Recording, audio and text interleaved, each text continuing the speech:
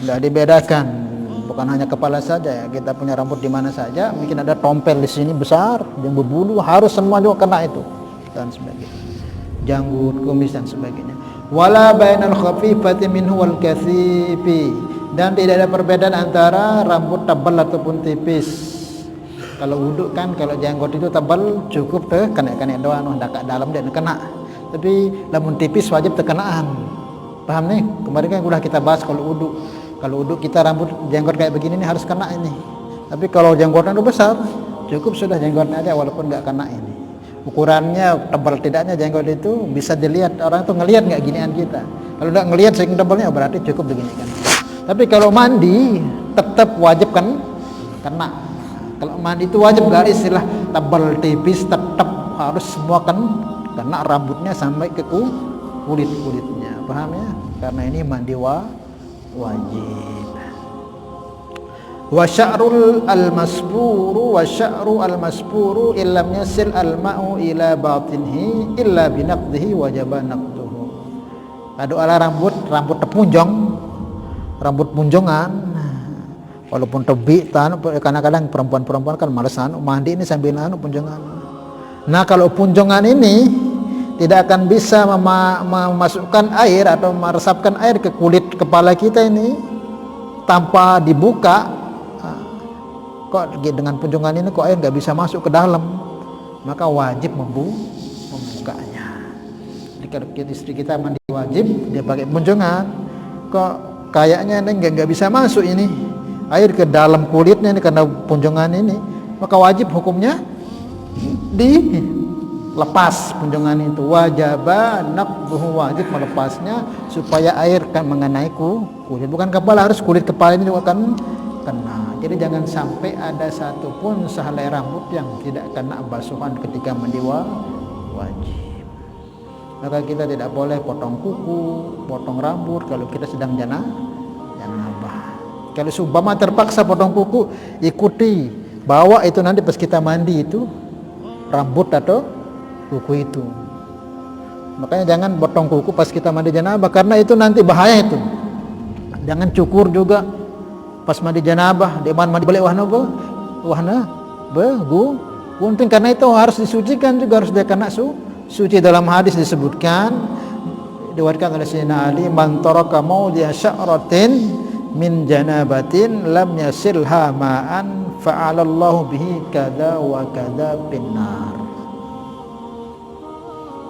Man taraka mawdi'a sya'ratin, siapa yang meninggalkan satu rambut min janabatin yang tidak ikut terbasuh ketika mandi janabah, lam yasilha ma'an, yang tidak terkena basuhan mandi janabah, satu rambut itu mungkin dia putus, kecuali kalau kita tidak sengaja. Kalau nggak sengaja berdiri tidak masalah.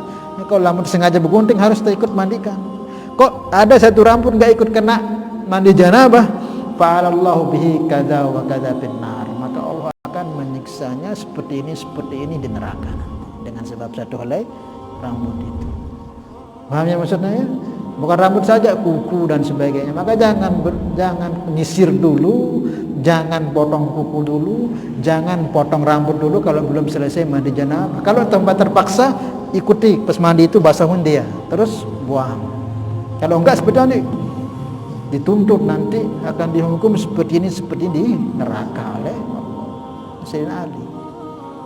Maka mendengar hadis ini, Sayyidina Ali itu mengatakan, wa min thamma adaitu nafsi, karena mendengar ini hadis ini aku bermusuhan dengan kepalaku, kata Sayyidina Ali, dengan rambutku. Maksudnya apa? Sayyidina Ali itu jadi mendengar hadis ini jarang punya rambut. Sayyidina Ali itu kebanyakan gundul. Sahabat Nabi yang sering gundul itu Sayyidina Ali. Botak polos ini sudahnya Sayyidina Ali sering itu, sering gundul karena takut nanti pas janabah ada rambutnya yang tak jatuh, kok nggak ikut kena air mandi wajib itu dong, saya dituntut. Nah, dari itulah aku bermusuhan dengan rambutku. Maka setiap ada tubuhku gundul itu Sayyidina Ali itu yang paling sering sahabat yang berbotak kepalanya, karena mendengar hadis ini takut nanti ada pas kena junub mandi janabah kok ada yang kena dibasuh. Termasuk Imam Haddad niki seorang aulia Allah dari Yaman niki. Beliau itu yang ngarang Ratibul Haddad itu, aulia besar. Yang beliau itu umur 3 tahun buta. Tetapi karomahnya luar biasa. Itu buta, dari umur 3 tahun buta, tapi walaupun buta ngarang kitab begitu banyak karangan kitabnya. Ratibnya juga termasuk Ratibul Haddad yang sering dibaca oleh para guru-guru kita itu. Beliau itu pernah disajikan kopi. Jadi beliau itu walaupun beliau buta, tapi pengetahuannya itu, penglihatannya itu lebih terang ketimbang orang yang normal melihat. Pernah beliau dibuatin kopi oleh khodimnya, dibuatin kopi dan untuk tamunya. Maka ketika dah dibuatin kopi itu mau diseduhkan, mau diminum oleh tamunya tersebut, Imam Haddad katakan jangan diminum dulu, katanya.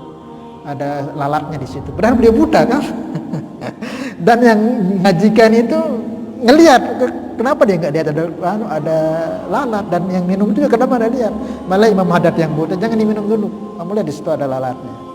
Maka beliau semakin yakin orang akan ke karomahan beliau. Orang kan yang melihat itu ya orang ada matanya itu yang normal. Imam Haddad ini buta, tapi mengetahui di kopi itu adalah lalat. Kamu bersihkan dulu itu lalatnya, buang, celupin, terus buang untuk minum. Kaget orang mereka. Kalau beliau ini lebih melihat ketimbang kita, padahal beliau buta. Imam Haddad punya karangan kitab besar, kutub di zamannya. Jadi beliau itu termasuk ulama aulia yang tidak ada pun satu sunnah Nabi yang beliau tidak kerjakan, kecuali satu, gundul ini. Nabi kan pernah gundul, kalau nggak salah 3 kali Nabi gundul. Nah, Imam Haddad ini belum pernah gundul sekalipun, panjang terus rambutnya, panjang. Maka beliau berpesan, nanti ketika saya hendak meninggal dunia, gundul saya, botakin saya, supaya semua sunnah Nabi pernah saya kerjakan.